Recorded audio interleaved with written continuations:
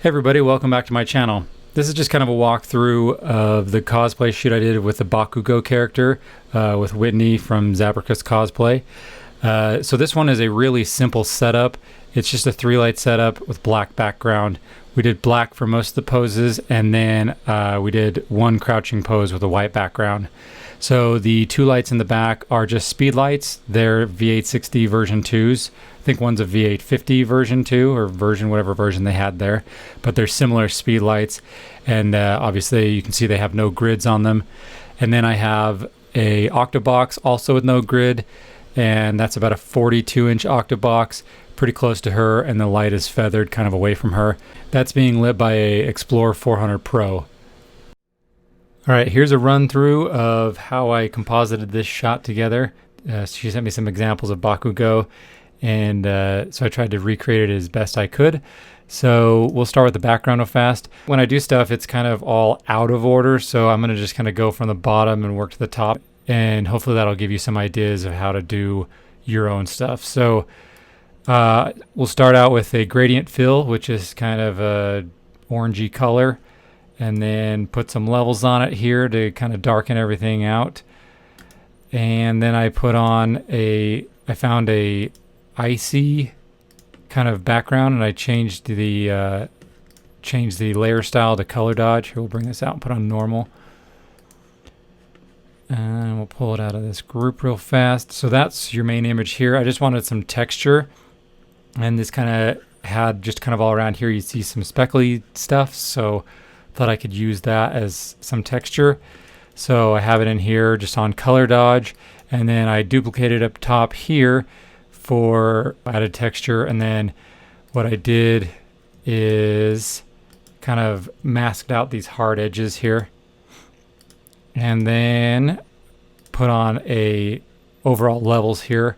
You can see the effects up here. So what I did then, I duplicated the layer and put a little bit of blur on it. So then I have fire. There's going to be a lot of and thens in here. And then I have fire, a lot of flames, just various.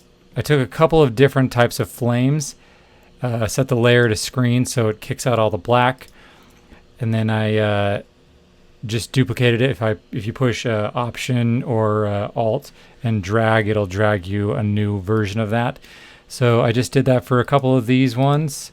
Can see the difference. So some of these lighter ones here are just like a campfire flame, and then some of these other ones on the outside are more of a fireball looking flame. And then bringing in the model, let's turn this whole layer on. This is a safety layer just of the cutout, and then I duplicate it and then make my changes just in case I don't want it. I can go back to the safety layer, make some changes, or start over from there.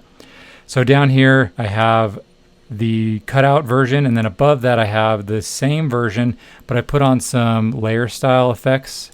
If you double click here, you can see a little bit of the inner glow here. Let me zoom in. So you have a little bit of inner glow here to kind of give some realism that the fire color, like the hue, is coming around her. And then I've got a little bit of a color overlay just so like she fits in with the fire a little bit more. So the reason I have 2 of these here is so back here, if I turn off the effects, you can see it all around the edges of her legs and her pants down here.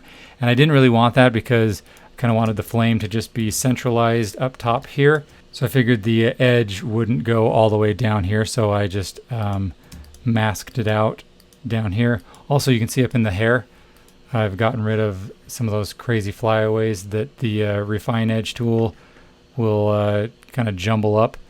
And then here is a selective color, just kind of getting rid of some of that green, turning some of the darker areas orange-ish. So that's the group of her. And then I have a haze layer over the top, which you may not be able to see very well. It's just a slight haze to kind of keep some of that orange glow going. Okay, moving into the hand flames, we'll go to the right. So I have a rocket firing, and I've just kind of masked out to use the explosion portion of it. And then I put a levels on that to just kind of give it more contrast. Then the left side, I have the same rocket actually. And then I've put on just a little bit of a campfire flame around it for a little bit more of an explosion look to it. So, and that makes it so that both these hands aren't the exact same thing. So then I put in a little bit of dodge and burn over the whole thing just to kind of give it a teeny bit more contrast. There's another hue and saturation layer to actually, you probably can't see this very well, but it makes the straps and everything green, more green. And then I have fire glow around here. You can see it very slight, just to kind of keep everything kind of glowy and orange. Then you have red eyes. She asked me to make her eyes red, just like Bakugo's is. So I basically just painted some red and then cleaned it up a little bit with a mask. And then to cap it all off, I put a little bit of noise on it. So when I zoom in here, it's a little bit pixelated because I am doing a screen record and I don't want it to bog down the system.